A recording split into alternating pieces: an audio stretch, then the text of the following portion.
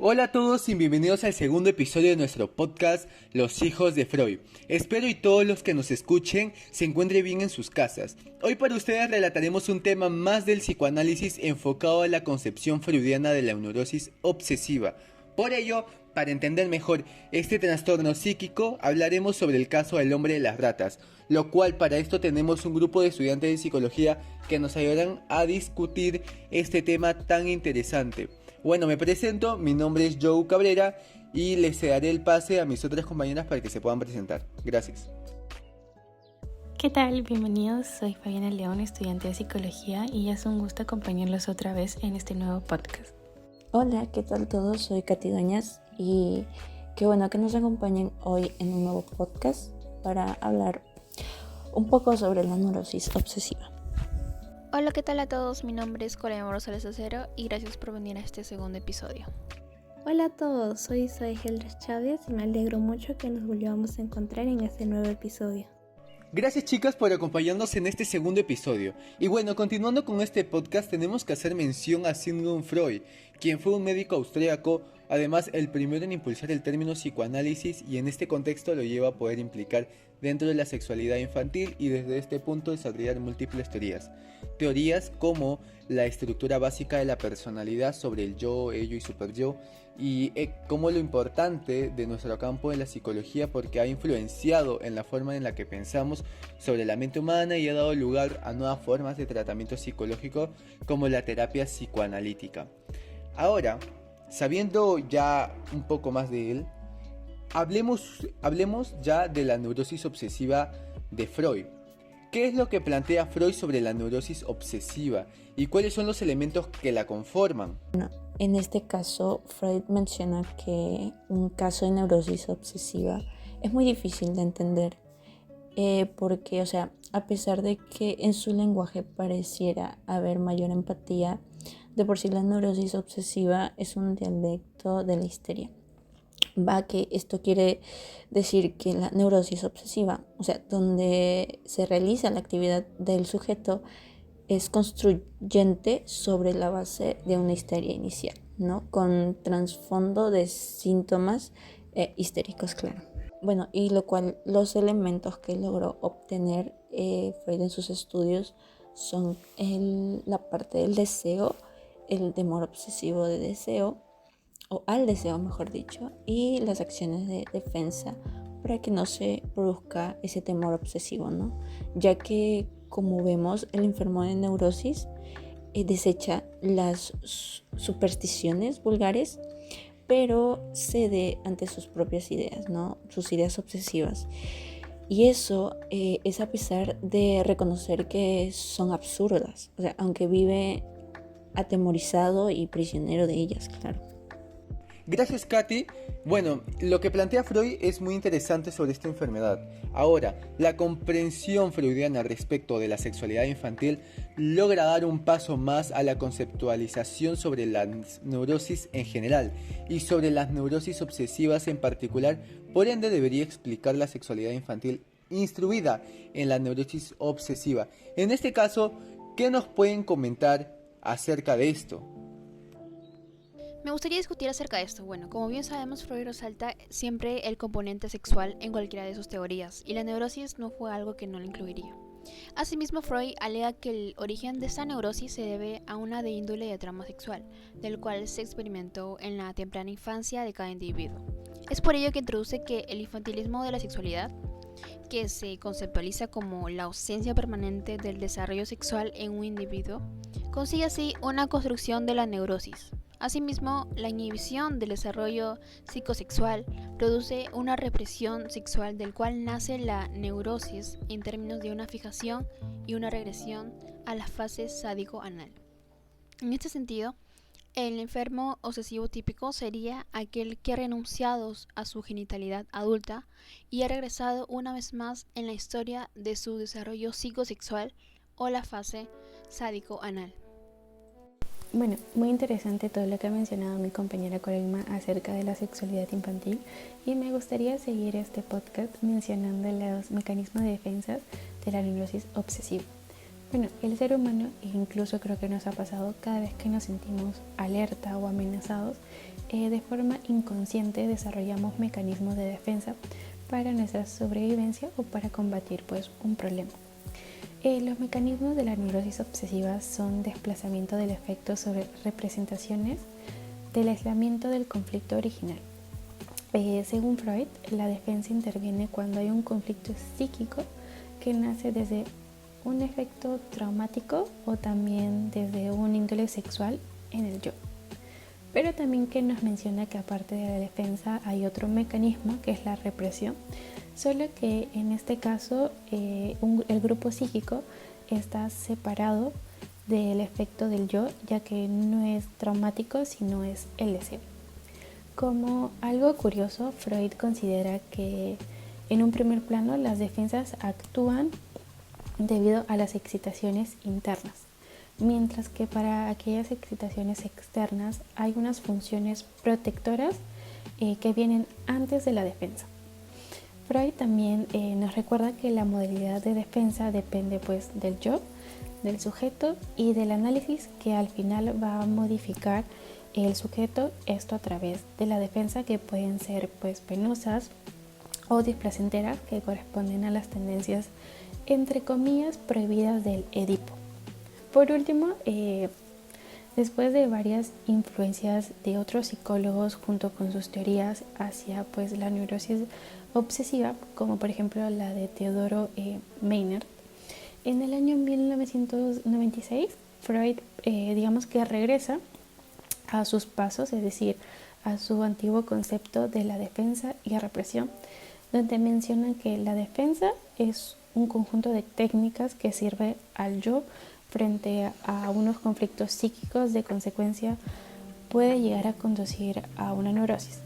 En cambio, para la represión, él nos menciona que debe reservarse solo para designar una de las técnicas particulares que necesite el yo. Bueno, como ustedes nos comentan sobre la neurosis obsesiva y el trauma sexual que debe haber de por medio. Interesante estos comentarios, chicas, pero el tema, para que nos quede más claro, tenemos que hablar sobre lo que pasó en 1908, cuando Freud presentó en Salzburgo el caso de un paciente aquejado de neurosis obsesiva, al que había tratado durante 9 meses. El caso está considerado como uno de los más célebres de Freud y es mundialmente conocido como el hombre de las ratas. ¿Quién me pudiera dar un resumen de este? Bueno, a mí me gustaría dar un breve resumen del caso. El caso trata sobre un hombre joven de formación universitaria que acude a la consulta psicoanalista de Freud, manifestando padecer representaciones obsesivas desde su infancia, pero con particular intensidad desde 4 años atrás. El paciente sufre de una neurosis obsesiva que se manifiesta a través de pensamientos y acciones repetitivas que interfieren significativamente con su vida diaria. El contenido principal de su dolencia es el temor de que le suceda algo a las 2 personas a las que más quiere, lo cual es su madre y la mujer de lo cual él está enamorado. Además experimenta impulsos obsesivos como el de cortarse el cuello con una navaja de afeitar y se impone prohibiciones que se extienden también a cosas triviales e indiferentes. Se cree que el origen de la neurosis obsesiva está relacionada con sus primeras experiencias sexuales del paciente, lo cual ha experimentado una vida sexual muy limitada y ha tenido dificultades para establecer relaciones sexuales saludables y satisfactorias. Se sabe que a los 16 o 17 años aproximadamente practicó el anonismo, pero desde entonces ha tenido muy poca actividad sexual y ha tenido dificultades para desarrollar relaciones sexuales satisfactorias. Esto ha llevado a que el paciente desarrolle una serie de miedos irracionales y obsesiones que se manifiestan en su vida diaria, como también está relacionado con el teniente, lo cual es su padre, con el suceso de las ratas, que fue un factor muy importante en el desarrollo de la neurosis obsesiva del paciente, ya que este incidente de la mordedura a su padre y la obsesión con la limpieza y el control de las ratas se transmitieron del paciente a través de su relación padre e hijo. Según la teoría de Freud, la neurosis obsesiva se debe a los conflictos emocionales no resueltos que se originan en la infancia. En caso del hombre de las ratas, Freud identifica que su obsesión y miedo a la muerte de las dos personas que él más quiere, lo cual tiene su origen en la muerte de un perro de su mascota que tuvo en su infancia y que asoció con la muerte de su padre. Además, como dije anteriormente, el caso revela que el paciente tiene una vida sexual reprimida y confusa, lo cual esto agrava aún más su problema. Gracias, Zoe, por el exacto resumen que has brindado. Pero lo último que mencionas de que la vida sexual del hombre de las ratas fue reprimida y confusa, aparte de que esta persona tenía no solo comportamientos obsesivos, sino también ideas, es algo que genera curiosidad. No sé si alguien de mis compañeras pudiera hacer más énfasis en esto. Sí, mira, me gustaría acotar algo. Recordemos que durante las sesiones que tenía Freud con el paciente, este le relataba la hostilidad reprimida que tenía a su padre y a su novia. Por ende es que se expresa con culpa y temor. Por otro lado, el tormento de las ratas no solo tenía el significado de dinero que el paciente lo relacionaba pertenecientes a la herencia del padre, sino que las ratas también significaban los hijos a raíz de la extirpación de varios de su dama que no podía tenerlos. Asimismo, también es el significado del falo, representando así el erotismo anal. Bueno, para concluir esta parte del podcast hablando del caso del hombre de las ratas, me gustaría complementar lo que han mencionado mis compañeras hablando acerca de las ideas obsesivas y de su traducción. Bueno, las ideas obsesivas se muestran inestables en nuestro sueño. Es por ello que a veces su comprensión se nos hace difícil e incluso quizás no llegamos a entender del todo su significado, ¿no? Por eso se recomienda al individuo darle un sentido y una vida. Pero para poder llegar a una solución y tener un análisis más profundo acerca de estos sueños, primero el individuo tiene que organizar de forma cronológica estas ideas en base a su vida o en base a eventos que le han pasado a lo largo de su vida y luego empezando a analizar cuándo empezaron a salir por primera vez y en qué circunstancias suelen repetirse estos sueños.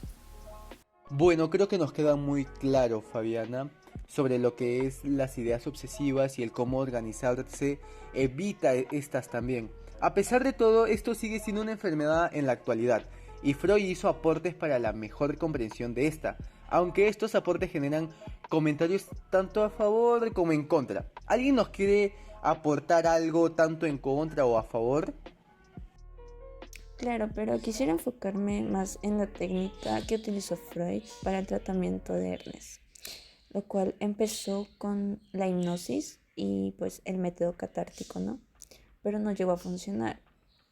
Sin embargo, llegó también a utilizar la asociación libre, lo cual consiste que llegamos a expresar todos los pensamientos que se vienen a la mente, pero de una forma espontánea. Y pues Freud planteaba que era una manera de rodear los mecanismos de represión y bloqueo de los contenidos mentales traumáticos. Y pues bueno, generadores de ansiedad también. Sin embargo, de ese modo hacía que juegue con el lenguaje de forma improvisada para que pues pueda ser capaz de alcanzar un nivel así de comprensión más profunda sobre su problema de Ernest, ¿no? Y así también conseguir un tratamiento, lo cual fue un éxito de por sí, por ser bien estructurado y con un mayor rigor lógico. Gracias, Katy, por darnos tu opinión. Y bueno, Freud utiliza sus propias herramientas, ¿no?, para enfrentar a esta enfermedad, aunque creo que existen otros factores relacionados con este tema, ¿verdad? Katy, no sé si tú conoces alguno. Bueno, en el caso de la neurosis obsesiva, Freud insiste en que el superyo se vuelve particularmente severo y desinteresado. Esa severidad desmedida es por lo tanto fallida y conduce al sujeto a un autoerotismo que se expresa en el onanismo o, mejor dicho, la masturbación, contra el cual se lucha permanentemente en la época de la lactancia. Citando a Lacan, él menciona que para el obsesivo, el deseo es el deseo de otros, en el que el paciente, ese otro, es su padre. Es desde ese padre simbolizado surge la cadena de significantes desde donde se ordena el deseo. Para el sujeto, su padre representa el poder, la imagen a seguir. Es por ende que surge el primer deseo de ser como su padre, que por ende jamás podrá lograrlo. Después del evento traumático desea la muerte del padre. El deseo se incrementa a partir de la nueva situación laboral, porque él quiere ser liberado, pero hay algo que no le permite ser libre, y eso es el depender del otro. Notamos así que existe una ambivalencia en el sujeto entre el deseo de liberar, como una muestra de afecto de su padre, y el deseo del que llegue su muerte para poder así ser liberado. Otros rasgos que Lacan comenta es que la neurosis son el sentimiento de culpa y la estrecha vinculación del erotismo anal. Bueno, chicas, y por última pregunta les tengo es que esta enfermedad como tal es de tiempo de Freud, como por ahí de 1900 y tanto. Pues ahora, hoy en la actualidad, ¿qué se sabe de esta enfermedad? Y también si habrá algunos personajes conocidos que tengan aquella enfermedad. No sé si alguien me pueda comentar acerca de estas dos cosas. Bueno, como sabemos, las teorías a lo largo de los años van cambiando, algunas se van complementando, reforzando y otras pues extinguiendo. También vemos que los nombres tienden a cambiar. Por ejemplo, lo que en algún momento Freud conoce como neurosis obsesiva, hoy en día se le conoce como trastorno obsesivo compulsivo, o mejor conocido como TOC, TOC. Bueno, el trastorno obsesivo compulsivo es un trastorno mental que se caracteriza por realizar pensamientos y miedos no deseados, que vendrían a ser las obsesiones, junto con comportamientos repetitivos, en este caso las famosas convulsiones. En sí, no hay una causa exacta del por qué una persona padece de TOC. Puede ser por una lesión cerebral, como por el estrés, herencia genética o incluso por un acontecimiento en específico que ha marcado la vida del ser humano. En este caso pues sería un trauma, que luego será el porqué del TOC. Lo que sí hay una gran certeza es que nace en la infancia o en la adolescencia. Y si no es bien tratado, bueno, de por sí a lo largo de nuestra vida este trastorno se vuelve más intenso, pero si no se le da un adecuado tratamiento, pues el ser humano va a llegar, ya no es del todo controlable. Entonces, si ya el ser humano no toma algunas medidas como para prevenir este tipo de enfermedad, pues se le hará más difícil el manejo, tanto como en la vida social, laboral o educativa.